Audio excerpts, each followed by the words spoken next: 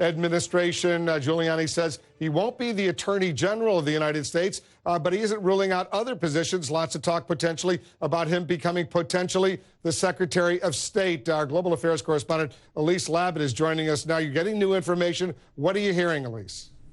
Well, even as early as yesterday and this morning, Wolf, we're reading about Rudy Giuliani even laying out a foreign policy vision, perhaps tilting his hand at being the next Secretary of State. But sources that are familiar with some of the transition talks going on within the President-elect Trump's transition team are saying that now that Rudy Giuliani's prior business ties to international countries, international firms could pose a problem. And obviously, as some of these candidates are being vetted right now, this is one of the things that they're looking at. In particular, I'm hearing that some of the lobbying that a law firm based in Houston did for Citgo, which, as you know, is the U.S. subsidiary of the Venezuelan oil company, is raising a lot of eyebrows. And that's something they're going to be looking at very closely. You know, we've talked a lot about how President-elect Trump has talked about draining the swamp, so to speak. He was very critical of ties between the Clinton Foundation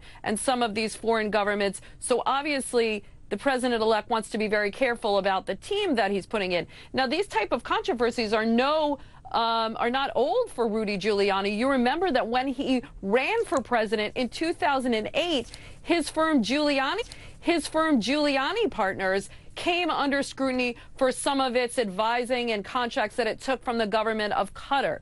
So certainly all of these international dealings that that Rudy Giuliani, the former mayor of New York, has done since he left office are going to be raising a lot of eyebrows, and certainly a concern as they move forward for the confirmation of a top U.S. diplomat, Wolf. All right, I'm sure